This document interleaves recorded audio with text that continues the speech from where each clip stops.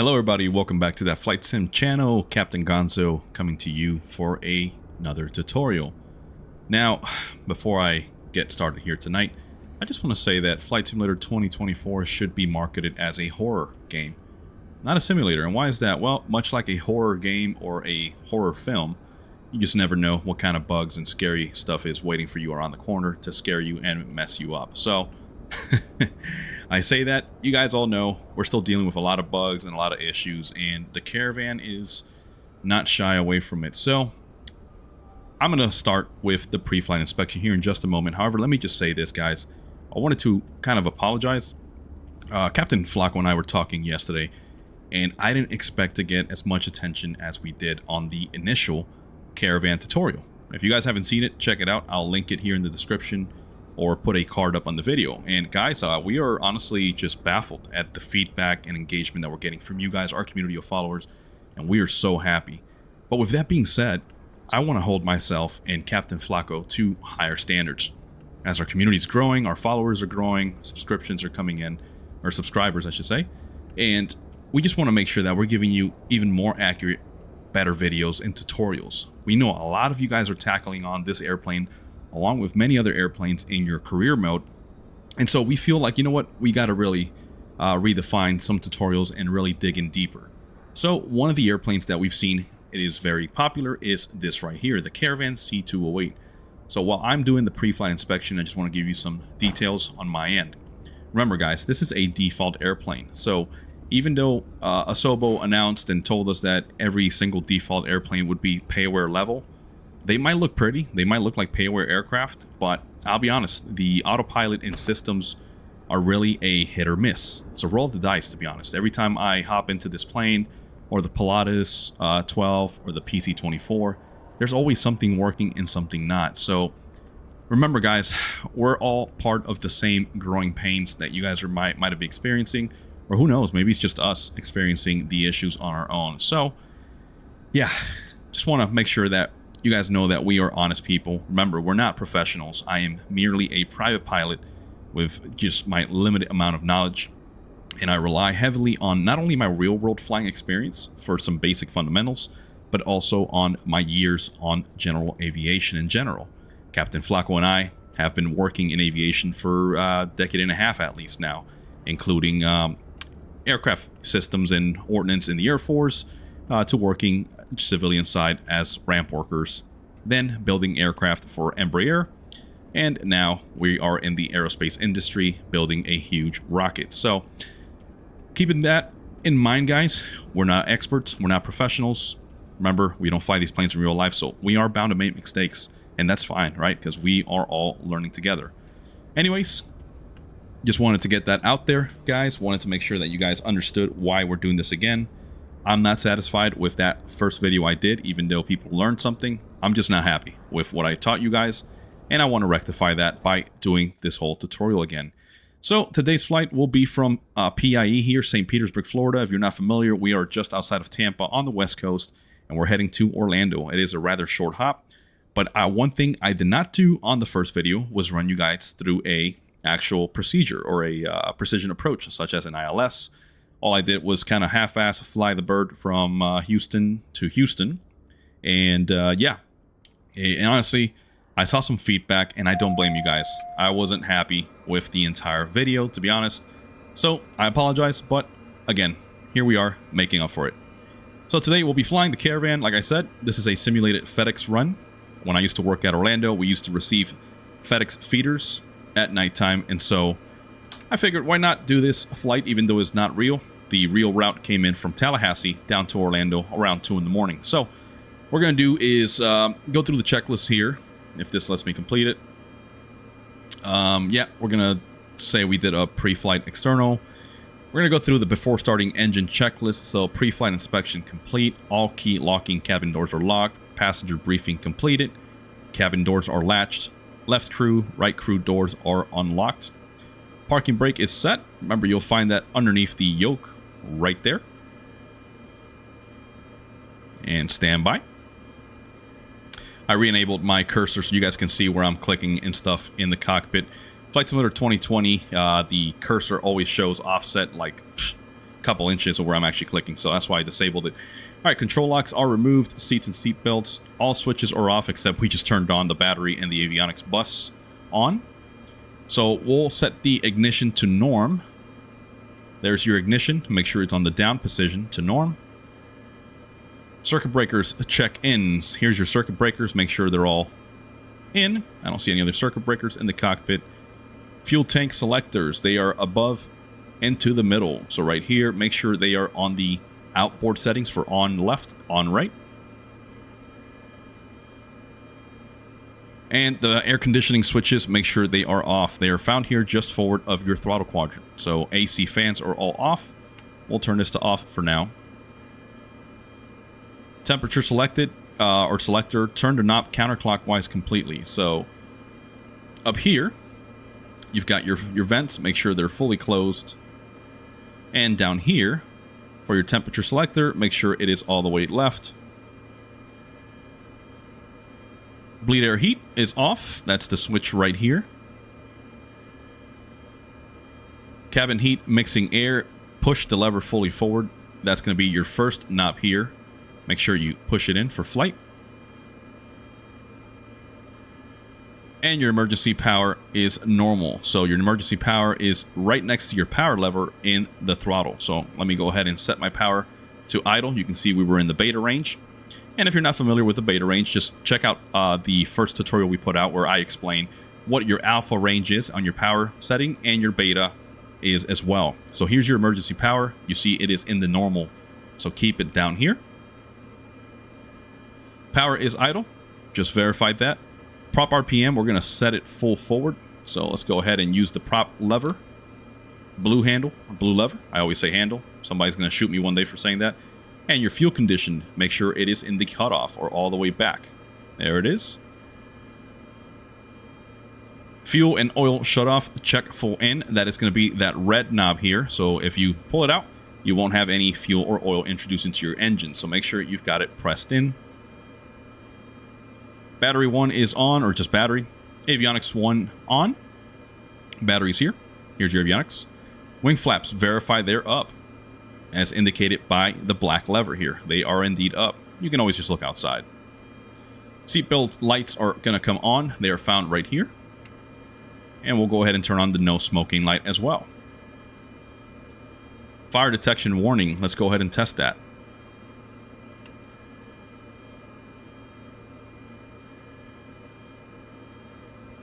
Don't get any audibles. Yep, just making sure I was in the right setting there. So once again, guys, just one of the many things that are lacking with the default Caravan. Don't worry about it. It's all good. Fuel selector off warning. Make sure we test it. So we're going to move that precision down.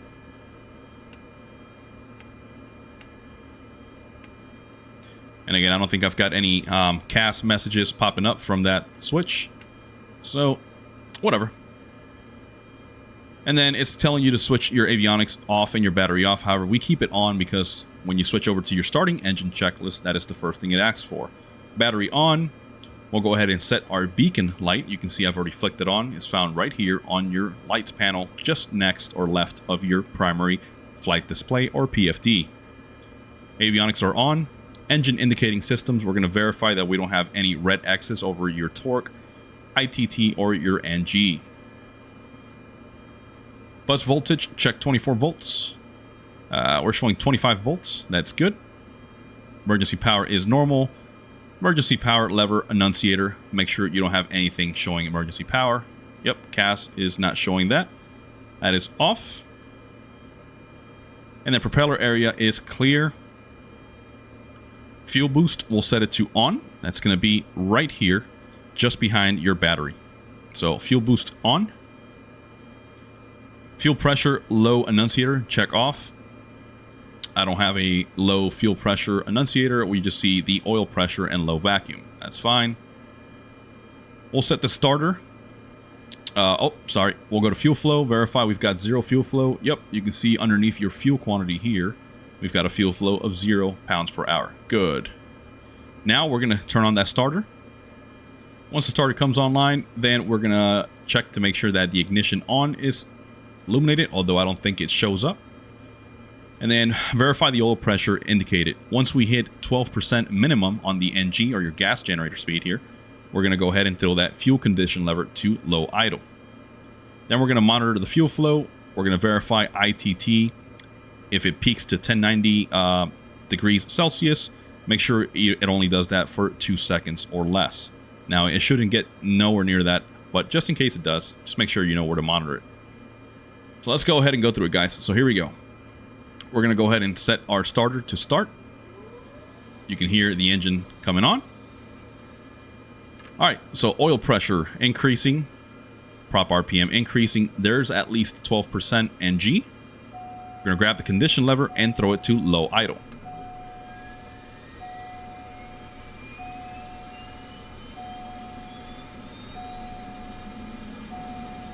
Okay, NG is in the green, torque is increasing, ITT increasing. We can return that starter back to off. So I'm just going to check all these items right here that we just went through. And we got to make sure that we have at least 90 to 140 pounds per hour. We're at 121, that complies with that requirement. ITT, we saw it, never spiked, and right now it's at 364. Starter is off. Starter on annunciator, check off. I don't see it on my engine indicating system, nor do I see it on CAS, so I call that good. Engine indicating systems, we don't have any reds. Generator amps, check load. Generator off, annunciator, check off. Battery amps, check positive. We're showing 0. We're still showing, however, bus voltage at 28. That's good. Fuel boost is back to norm. Here we go. Avionics 2 coming on. Navigation lights coming on, so they are here. I have it mapped to my Honeycomb Alpha. And then cabin heating and defrost as required. So now we'll pull up the taxi checklist where we'll check the brakes and set our flight instruments. So now that that's all said and done, I'm going to go ahead and bring up my sim brief, pull up my flight plan, and we'll show you how to set it up on the G1000. Alright, so here we are taking a look at our MFD right in the middle, the G1000. I've got SimBrief pulled up with our dispatch. So before we set up any fuel, cargo, and all that, let's just focus on our route. So we are taking off out of KPIE, St. Petersburg, runway 36, heading direct Pricey, direct Mini, then Mini 5 arrival, and expecting runway 35 right at Orlando. However, I will be switching to 36 right for an ILS. So here's what we're going to do. We're going to go to the flight plan key on the MFD. We're going to hit that. Using your FMS knob, the middle one, the smaller one, you're going to right click and enable the cursor. You'll see it illuminate. Bigger wheel to scroll, then your smaller wheel to scroll in the origin, and that points, or that brings up your keypad so you can enter it. So you can press the symbol here and type it in with your physical keyboard. KPIE, press the keyboard symbol again, press enter. The runway illuminates. You can use that smaller wheel. We're going to use runway 36, enter, and enter again. En route, big wheel, scroll through the underscore line there, and then once again, smaller wheel to start typing your waypoint. So keyboard, we're heading Pricey. There's Pricey, press enter. Then from Pricey, we go to Mini, same thing. There's Mini, enter. Oh, sorry, forgot to disable the keyboard. And we've got our 2 waypoints. Now we got to set our destination. So use that big scroll wheel for your FMS knob. Go to destination, underscore underneath destination, smaller knob, type it in. KMCO. Enter. Sorry. There we go. And let's set runway 36 right for our arrival, even though dispatch wants us for 35 right. Enter. There we go. Now that we've got our origin, route, and destination, we've got to load up our arrival, the star, the standard terminal arrival, which is Mini 5. How do we do that? Well, go to the proc key for your procedure. Then, using the big wheel, you're going to scroll to select arrival. Press enter. We're going to look for Mini 5 using the smaller wheel. There's Mini 5. Press enter. Transition, we will be using Mini. Remember, that is our route right there. Mini to the Mini 5. Once you can see your sequence, you go for Mini, Unity, then Orlando VOR, and then MCO. However, we're just going to show you once we're en route. We're going to cut across from Unity and head straight to our initial approach fix for runway 36 right into Orlando. So now we can just use the big scroll wheel, go to load, press enter, and there you go. You've got your arrival set. Now we've got one more thing to do. Let's go back to that procedure key. Press procedure, and let's go to approach. Press enter. We're going to look for the ILS 36 right. Press enter. And instead of vectors, we're going to use tramp as our initial approach fix. And you can see that Garmin already knows that it is indeed an initial approach fix, IAF. And there you have it displayed on your MFD. Press enter. Minimums. So we're going to be using the radar altimeter for this today. And I know already that the minimums here is 200 feet. So we're going to set that using the smaller wheel. So minimums are 200. You can see that it already knows the ILS frequency of 110.7. We'll set that shortly.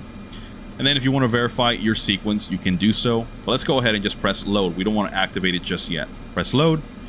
Not approved for GPS. GPS guidance is for monitoring only. Do you still want to load? Yes. Press enter. And there you have it. So now using your big wheel, you can scroll through your entire flight plan.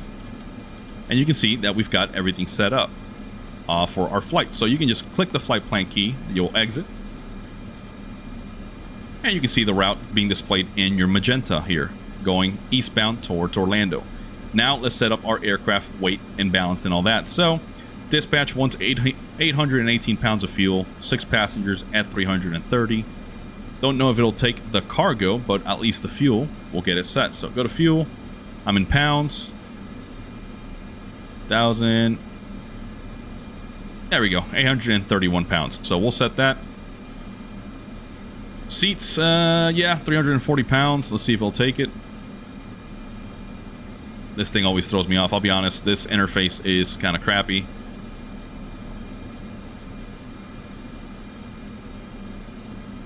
I know these are pounds, so just disregard this. I'm trying to load it. Okay, it works, but we're at 340 pounds. Close enough to our dispatch. I'm okay with that. And we'll be cruising at flight level 070 or 7,000 feet. So before we even get started on our taxi, let's go ahead and set that altitude up to 7,000. Getting up there, getting up there. The ghosting is terrible. Okay, 7,000 has been set on our altitude and our mode control panel. So now all we got to do is get our weather info here for PIE and then set our altimeter. So using the dispatch here, we'll go to departure airport right here. We'll click here to view the current weather instead. So 29th day at 21:53 Zulu, winds are 330, 8 knots, visibility 10 miles, clear of clouds, temperature 21, dew point 14, altimeter 3013. So then using your big wheel here on the course and barrel, we're going to set that altimeter 3013. There we go. And now, guys, we can focus on getting ready for our taxi. All right, guys, so we're getting ready to taxi out. Let's go ahead and get our transponder. Let's leave it VFR 1200. We'll put it on for now. Altimeter has been set. Let's set flaps for takeoff. So there we go. That was rather quick. I don't know if the sim rate has been sped up. We'll find out. Oh yeah, sim rate is definitely up. There we go. Okay. So that's one thing that's been happening as well now with the Caravan. For some reason, my sim rate just starts changing itself. Don't know why, because I've got keys configured for that, and I'm not pressing them. But again, Flight Simulator 2024 is a horror game. As we're taxiing out, let's go ahead and pull up our airport charts. So I'm going to go to charts here. It's loading. Using that range joystick, you can zoom in and zoom out. We're going to head to runway 36 by making a right turn here on Alpha. And let's get our taxi light on.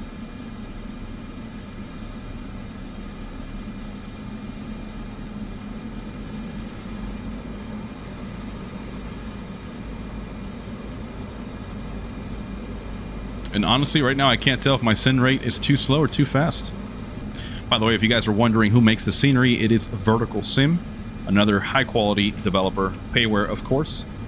but they make some great sceneries, and I actually worked here at St. Petersburg for Super Bowl when it was held in Tampa. What was that, 2022, I believe? And it was hectic. That runway we just crossed, runway 4, it was a parking ramp. We had airplanes stacked up the wazoo. But anyways, who cares about that, right? As we're taxiing, remember, keep that condition lever in the low idle and use that beta if you got to slow down, like I'm just doing right here. You'll see that it says throttle detent reached. I hate that that always pops up. It's rather annoying. Don't know how to disable it. We're going to come up here to the hold short line 3-6. Let's go ahead and set that parking brake really quick. There we go. And before we get started, let's go ahead and throw that condition lever to high idle. Let's go to ground idle here, or flight idle for our power lever. Alright, now that that's all said and done, we do have a before takeoff checklist. You can see that the taxi checklist is pretty straightforward. Brakes, flight instruments, all check out. Before takeoff, parking brake set, seats and seat belts good, flight controls, they feel good. I can see the sim rate already went up. Alright, anyways guys, sorry about that. Altimeter set, standby altimeter has been set. Attitude selector has been set, or altitude selector, and I don't know what my standby alternate power is on. Let's turn that off. Fuel boost is normal. Remember, fuel boost is right here. Fuel tank selectors, they should still be off. Or on, sorry. I don't know why I said off. There we go. Fuel oil and shut off, that's pushed in. Elevator trim, make sure the trims are neutral. So we'll take a look here. You can see you've got triangles to show you when they're in the middle, so make sure your elevator trim is on the takeoff, your aileron trim and your rudder trim are set. And I'll be honest guys, just for the sake of time, we're not going to go through the full checklist. I don't really care about doing the full procedure. If you want to see it more in depth, again, check out that first video. Alright, for normal takeoff, wing flaps will be set to takeoff approach, already set. Power will be set to takeoff power. Verify no enunciators come on. We're going to rotate at 70 to 75 knots. We're going to achieve a climb speed of 85 to 95 knots, where we'll retract the flaps.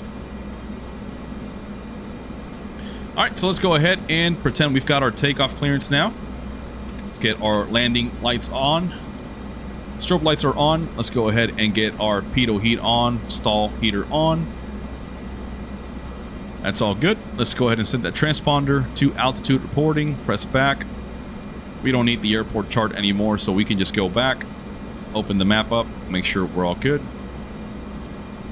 And before we get airborne, let's go ahead and switch the course deviation indicator to FMS. You see the magenta line there, so that we know to track the proper course. Alright, I think we're all set, guys. Let's go ahead and release the parking brake. Okay, there we go. I think we're back to normal. Good Lord Almighty. Alright, prop lever full forward, condition lever is high idle, flap set for takeoff, trim set for takeoff, gear obviously fixed and down. We don't have a gear handle here. Lights are on. What the hell? Let's get started. Here we go. Slowly introducing power. Remember guys, don't bash that throttle all the way forward, or that power lever. Nice and easy.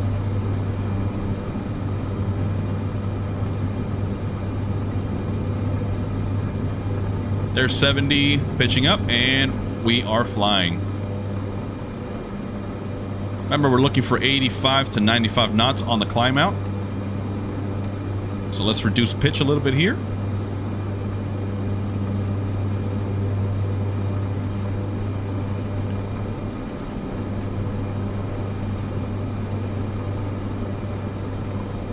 Alright, we've got a good steady climb rate here of 1,250 feet a minute, so let's go ahead and clean the flaps. We'll continue climbing here.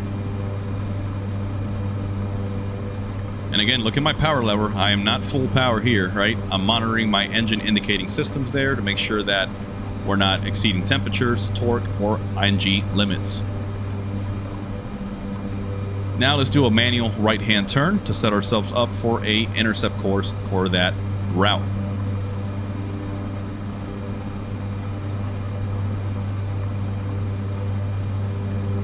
And while we're turning that way, let's go ahead and pull up the en route climb checklist here, or climb.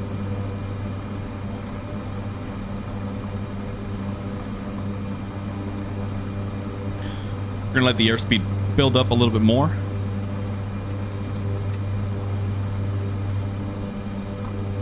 We're at 110 right now. I want to get to about 120.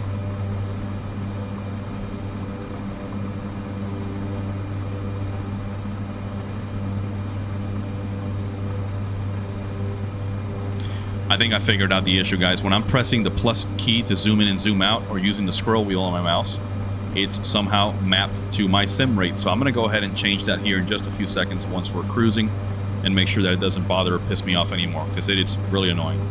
And Asobo, if you're watching this, whoever decided to change the key bindings, good lord, fire that individual. Seriously, fire them and tell them to go do some other kind of programming. It's ridiculous.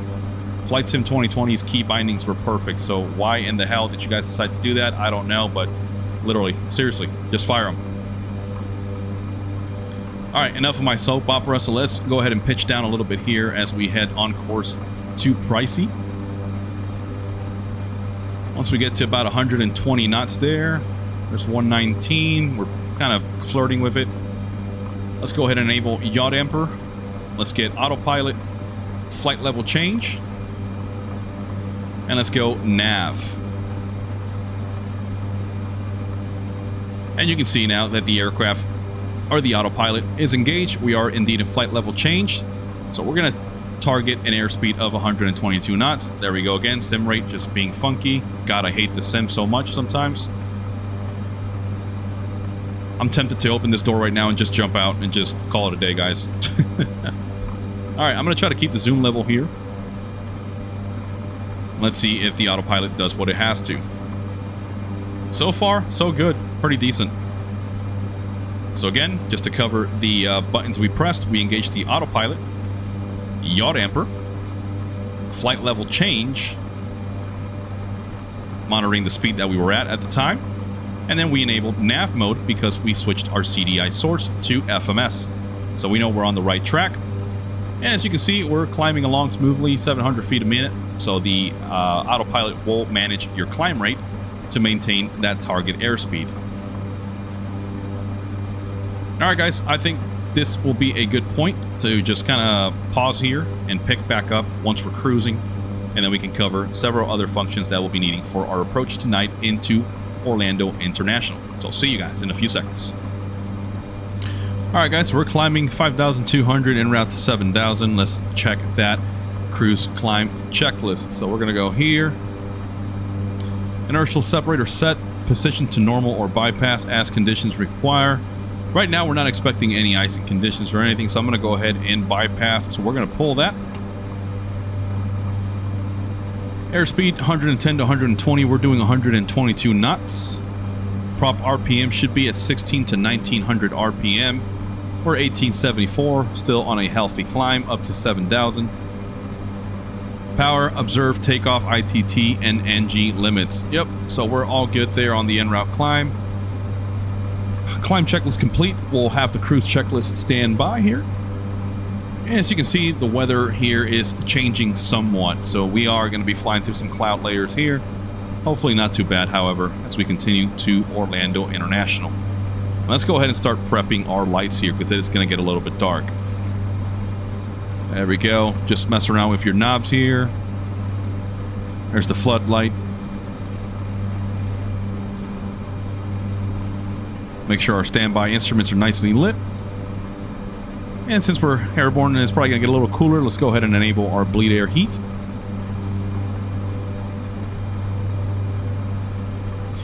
And while we're setting up for our cruise here momentarily, I think it's a good time to go ahead and start checking out our approach with the instrument approach plate and all the good information that we'll be needing. So guys, let's take a look at our MFD here.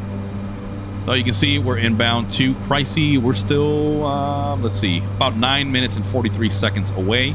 But that is at our current airspeed as we're climbing. So once we start cruising, it'll pick a little bit up. So let's go to charts. And you can see that the Garmin already knows what arrival we're using. Now, I know guys, not all of you guys are using SimBrief or not SimBrief, Navigraph for your charts. That's fine, I understand. Remember, you can always pull up your EFB and go through your flight planner and do it there. I'm doing it here for just the sake of time and because it's a lot easier to look through here. You can see you can navigate using the joystick and this knob. So right now our arrival begins with Mini, which we are headed inbound to after Pricey. And let me get the map centered again. This is tricky. Yep, so there's the airport. Here's some important information. You can see your minimum safe altitude around the area here is 3,000 feet around the Orlando VOR, which is just northwest of Orlando International. And you've got some constraints and whatnot. However, we're not going to pay attention to that. We're going to go to the approach. Here is our localizer, or ILS or localizer approach to 3-6 right, which is what we're expecting. You guys know I like to brief these, so let's go up. Wow, very sensitive. Okay, so starting off the top left, we've got a localizer frequency of 110.7. So what we can do is go ahead and program that into our nav radios. You can see that on the nav2 radio, we've got 110.7 selected over here. However, let's switch over to nav1 and flip that over as well to the active.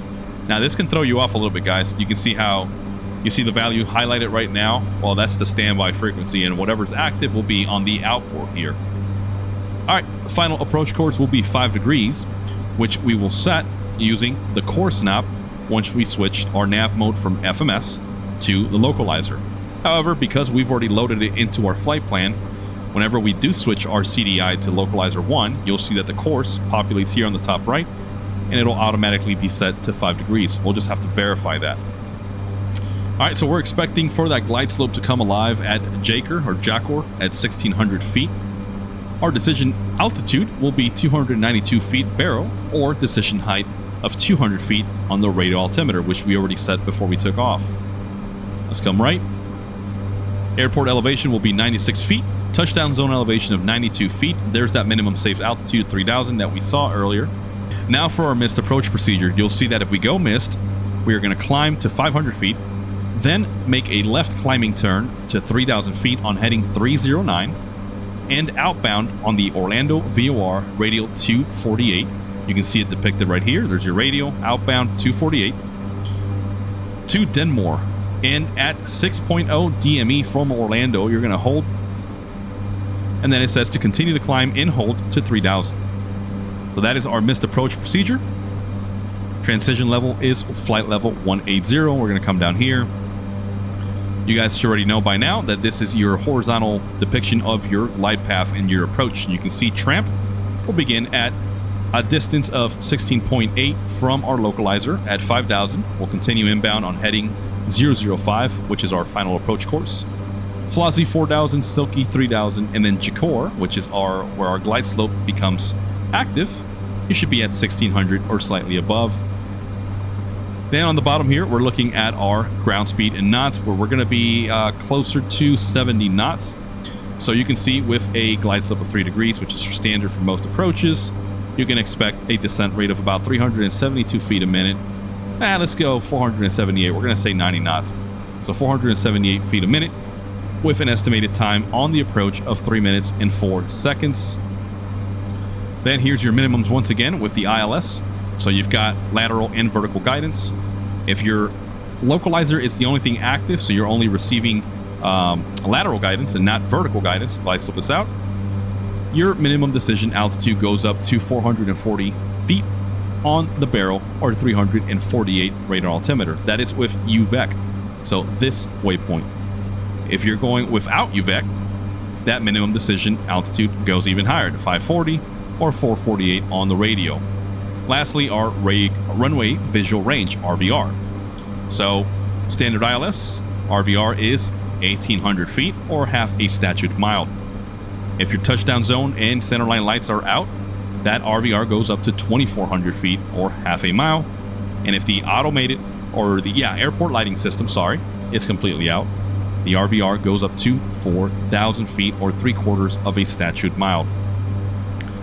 So I think that's all we need to really care about right now for our approach, because I'm not going to go too in depth.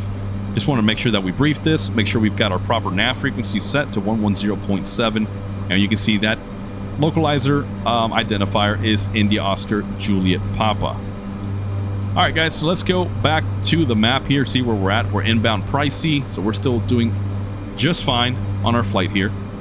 All right, so while we continue tracking inbound to Pricey, from there we'll transition to Mini, which is our transition to our star. And then we'll go ahead and pick back up as we begin our approach. Now, guys, now that we're here cruising along at 7,000 feet, let's go ahead and cover power settings. You can see right now, my current power is showing 1347 on torque and 1875 on the prop RPM. So what we can do is, let's leave that prop, or not the prop, but the power lever where it's at, and we can reduce RPM. There we go. So you can see it's coming down, and I like to target somewhere about 1750 on the RPM. So again, using that prop lever, the blue lever, keep bringing it back, keep bringing it back. So there, we're just shy of 1750 RPM. You can see our fuel flow is still pretty decent at 395 pounds per hour. We still got 326 gallons, or excuse me, pounds on each wing. Oil pressure is green, oil temperature is in the green, everything else is good. So that is how you set the aircraft up for a cruise. Remember, first start by adjusting your power. Once you find a good comfortable power setting for your torque, then you can adjust your propeller using the propeller lever. And just monitor your engine performances as you decrease that RPM with the propeller level. Make sure you're in the green, make sure your ITT is not suddenly peaking, and adjust as necessary. I know that was something I did not cover in my initial video. So there you have it, guys. This is nothing specifically out of the checklist per se. This is something that I do out of habit, and this maximizes my fuel efficiency, my cruise range, and performance. And right now, obviously, if we had a bit of a stronger headwind, then I would compensate with perhaps a bit more power and more RPM. However, because it is a short flight, I'm not too concerned with taking up too much time. So, all right, guys, we'll see you shortly when we begin our approach. And guys, while we're cruising along to Orlando, I just want to remind you to hit that subscribe button down below. Doesn't cost you a thing, doesn't hurt you. And the worst thing you can say or think is, all right, I don't like these guys, they're goofballs. We'll check out another channel, and we completely get it, guys. It is part of the game, but it definitely helps us when we get that subscribe button sent and pressed by our viewers. Make sure you enable the notification bell to keep up with our latest videos and uploads. We're working actively around the clock, and we're here to help each other, especially our newer generation of simmers. So guys, if you want to learn something, want to stay up to date with our latest videos, make sure you're all synced up with our channel. Anyways, guys, let's get back to the flight.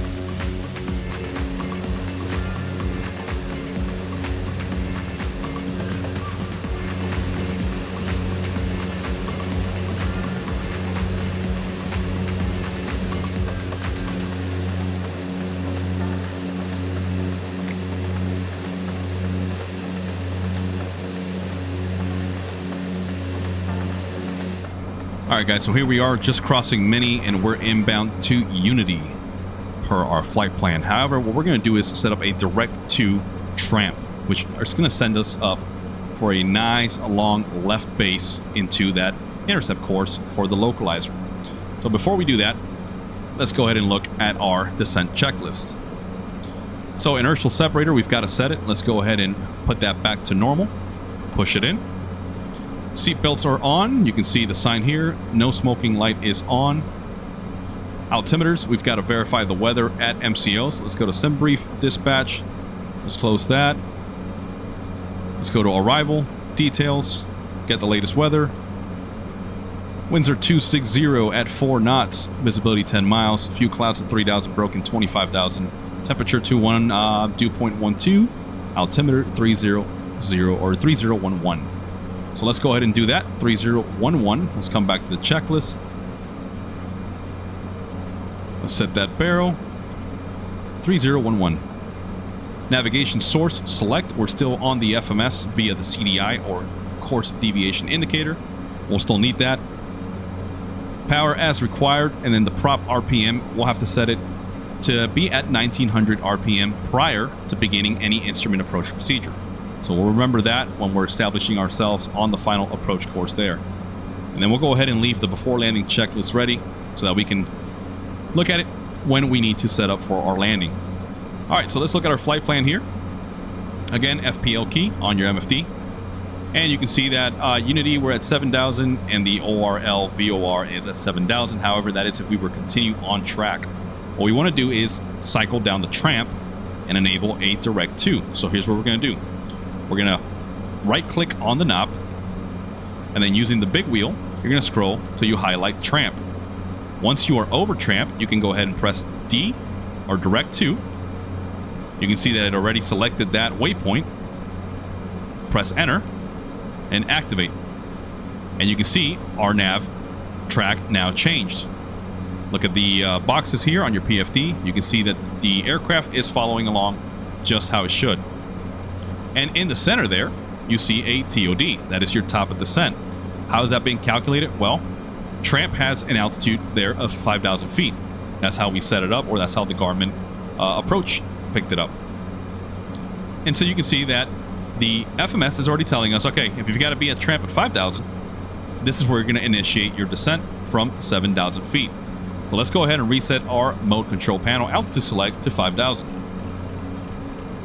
There we go. Now remember, we're still in the altitude select and the autopilot knows that, so that's why we haven't begun our descent. When we're ready to descend, we'll use the assistance of VNAV, the vertical navigation, to make sure that we hit these target altitudes. So now that we've started the direct to, we're going to go ahead and just press flight plan again, clear that out. And let's go ahead and enable VNAV right now. We'll leave it armed, and then we should start descending here momentarily as we get near that top of descent. Check it out, guys. We just crossed over our top of descent, and look at what we have on our PFD here. You can see that there's a target descent rate, and you can see that we are on the right path down to 5,000. You can see your altitude constraint here on the top right, as well as the altitude selected. And you can see those boxes even are angled down now for you to follow that track. So it is pretty simple, guys. Again, remember to arm your VNAV to make sure that the autopilot knows to follow that descent. And we'll continue this way, guys, until we get to tramp and make that left turn. And remember that tramp is our initial approach fix, so we're going to configure ourselves shortly when we are turning inbound for that final approach course of 5 degrees. All right, so we're just about a minute out from tramp. What we can go ahead and do now is reset the altitude on our mode control panel. We are still going to hold that 5,000 because that is what's part of our flight plan and vertical profile. So let's bring it down to 3,000.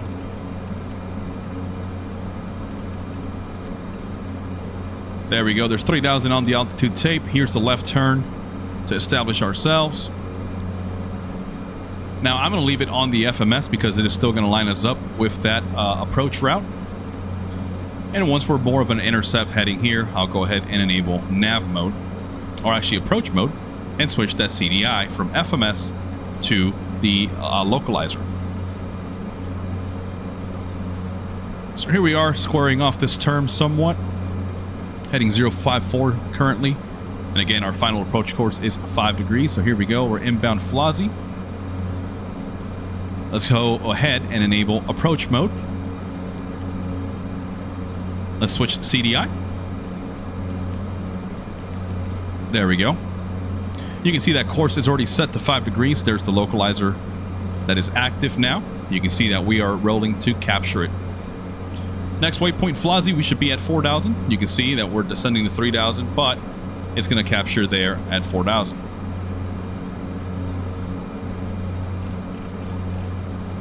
And this thing completely missed here, so let's go ahead and enable heading mode. Let's start slowing down.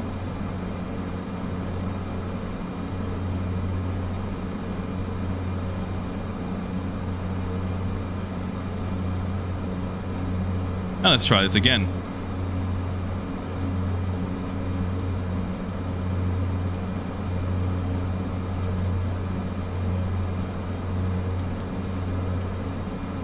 There we go. Now we've got a good approach mode. I guess it never armed earlier. You can see on your FMA, your flight mode annunciator. Good lord. You can see glide slope. It's showing, so we have captured a good glide slope now on our descent. You can see that green diamond on your altitude tape there showing your present glide slope. All right, guys, so as we're descending down, you can see that we've already established ourselves on a good final approach course here. Let's check that before landing checklist. Seats and seat belts are secure. Fuel tank selectors verified, both on. Checked. Prop RPM has to be full forward, so let's go ahead and set that. Radar as required, not using it. Autopilot off before 200 feet above ground level. Yaw damper will come off and the wing flaps will be set. So for a normal landing, we're looking for wing flaps at landing, an airspeed of 75 to 85 knots. Touchdown with the main wheels. Power. Make sure you aren't in beta before touching down. And then obviously apply the brakes. Everything's looking nice and spiffy, guys. Now let's pull up that chart really quick for our approach. I believe our missed approach altitude was going to be 3,000 feet. Let's zoom in. Yep, 3,000. So we can set that on the altitude select here. We already had 3,000, so that's good. All right, so now let's start configuring ourselves up for this landing. Let's go ahead and go flaps to approach setting. As you can see, we got up to 150 knots indicated to where we can deploy that range of flaps. So here comes down.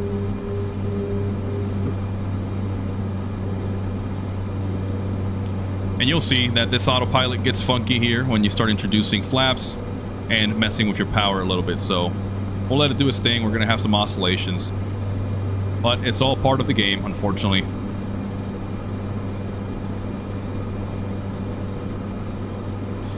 At least we've got a good proper descent right here. You can see 2 white, 2 red. We ain't dead, as Captain Flako says. Or 2 red, 2 white. We are all right. But yeah, guys, that's pretty much it. So this time we're doing an actual ILS approach, showing you the autopilot capabilities. You can see a few bugs here and there, a few things. Maybe it was my mistake. Maybe I didn't actually hover my mouse over the approach button, although I swore I did. So I'll have to go back in the edit and see if I actually did that. Anyways, guys, let's go ahead and go flaps full now. We're in the white band. Remember, white band on your airspeed indicator is your VFE for flaps extended. So we've got up to 125 knots where we can have flaps full. So let's go ahead and drop them. Here comes the nose up again. Just keep an eye out on that airspeed. Remember, as the flaps come in, you have more drag, and that nose coming up is going to bleed off airspeed. This thing is crazy, man. Look at this.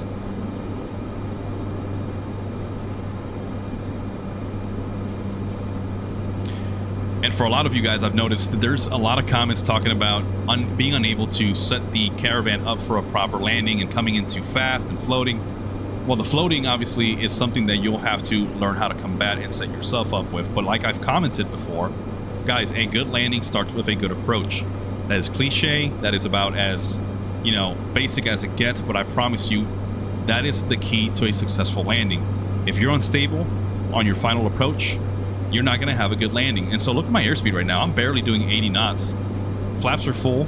I'm just letting the autopilot do its thing. So even if I was flying manually, the aircraft would still be on a manageable airspeed.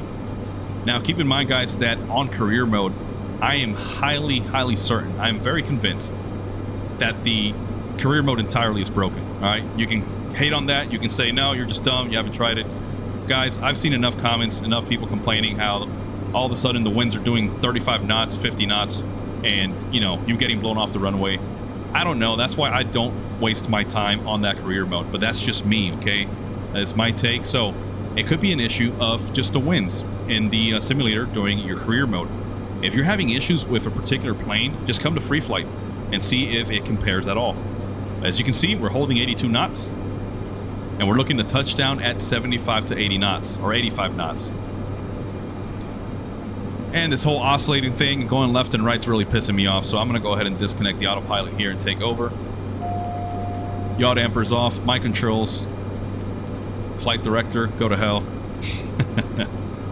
500. But I'm glad you guys are seeing this as well, because even on a free flight, you can see on a custom route that I put together, the autopilot just wants to do one of these, just S-turns, left and right and up and down, and honestly, that's irritating as hell. So Here we go, guys. At this speed, it'll take us like another 10 minutes, so get your popcorn, get your Coke, and whatever beverage you prefer. Oh, this is boring.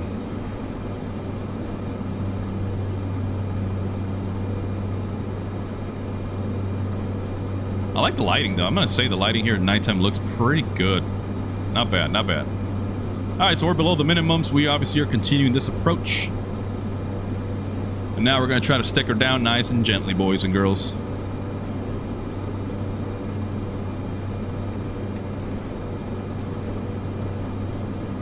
Here we go. Now we're just going to put that power back to idle. We're going to hold the nose. Hold it, hold it.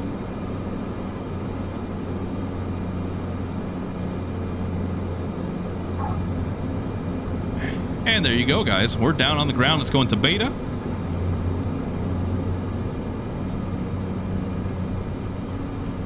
And I missed that exit, so let's just go back to idle. Continue rolling. Let's go ahead and clean the flaps up. While we're here on the runway, we're no longer going to need to take off. And the reason I do that is because sometimes the wind has a bit of a gust variability to it. And I don't want to have the flaps extended to where the airplane could potentially be picked up and flipped down. So get on the brakes, get on the beta. Again, using that beta range. Help us slow down. Nice and easy on the turns, guys. This plane will flip on you.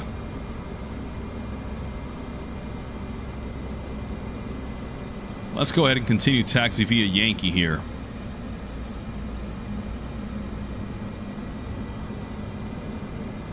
We'll keep landing lights on. We'll keep strobes on as we're getting ready to cross over here. Overshot here a little bit. There we go. Just going all over the place. You guys know I like my Southwest airline speeds on the ground. All right, strobes off, landing lights off. And now, let's come to a stop here. And let's check our after landing checklist. Pull that parking brake. Wing flaps are up, verified, pitot static heat off. So we'll turn the pitot static heat off, stall heat warning off. Alternator switch off. Standby power in op, annunciator, yeah, whatever. Strobe off, landing light off, taxi light still on. Fuel condition, we'll throw that into low idle. And remember, guys, that's going to be key here for your ground speed and taxiing. You can audibly hear the engine coming down. And now, look, once we let go of the brakes, you actually have some manageable taxi speeds. You don't have the ridiculous, you know, braking that you have to use to come to a stop or make those turns. After landing checklist is complete, we're going to take Alpha here back to my stomping grounds of Signature Aviation at Orlando. All right, we don't have any marshalers out here.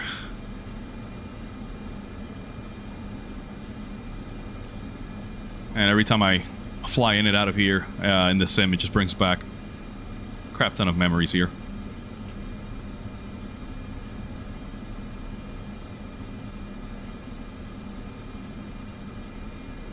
All right, we'll stop right here and right in front of the FBO. Let's go ahead and set that parking brake. And let's look at that shutdown sequence here for the checklist. Parking brake set. Bleed air heat coming off. You'll find it right here.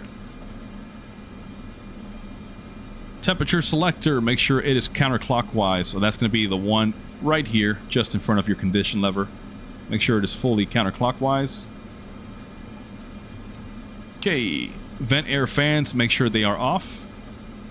Up here, so make sure they are closed. Left and right. Air conditioning switches are off. They are right here again, forward of your throttle quadrant. Let me reset the view. All right, we're going to move the power lever to idle. You can see we're sitting there on idle. And then we're going to verify that our ITT is kind of stabilized at a minimum temperature for 1 minute. So I say we've been on the ground for at least a minute and parked here for just about. ITT is at 371. Everything is stable. We'll go ahead and pull the condition lever all the way back into cutoff. There we go. That's cutting off the fuel. Remember, your condition lever is like a mechanical fuel valve for that engine. That's coming down. We're going to go ahead and turn off our lights so the taxi light can come off. Nav light off, beacon coming off. We'll turn off the no smoking and seatbelt signs off. Fuel boost will go to off. There we go. NG. It wants us to wait below 10%. NG's already at 0%, so we are good. Gas generator. Avionics 1 and 2 can come off. And lastly, we'll turn off the battery, install the control locks, and then turn off the fuel selectors. And remember that the chocks, we can't, unfortunately, put them back on the tires here. So, that does it, guys. We just did another quick hop on the Caravan. And again, guys, the intentions tonight were to kind of rectify our initial video that we put out. I wasn't too happy with it after I watched it several times, and I figured out a few mistakes and a few things there and here and there that I could have presented to you guys. So I hope this one was a bit of a better explanation and tutorial for you guys to follow along with. And if it still wasn't, you're still left wondering what's what, how do you do this and that, guys, use the comments. Seriously, that's what we're doing all these videos, because we're trying to maintain a healthy output of videos that is addressing the questions you guys are bringing to us. And we want to do the best we can to learn together. Remember, guys, we're no experts, no professionals. We're just a couple of goofballs having fun along with you guys, but we take this seriously and we enjoy it because we love realism and trying to replicate real-world procedures. Obviously, after this video, you'll probably identify several mistakes that I might have made, but that's why we're here to do this, guys, because we want to be as transparent and as raw with you guys as we can. All right, guys, well, before I cut the video off, don't forget, hit that subscribe button down below. Make sure you've got the notifications bell enabled so that you can stay up to date with our latest content. Make sure you've got our feed. Make sure you're following along our posts. We're posting random questions and polls and funny stuff here and there just to get the community engaged. And guys, like, comment below. Let us know what you think. We'll see you on the next one. This is Captain Gonzo with that Flight Sim channel. Wishing you guys all smooth landings and happy flying. See ya!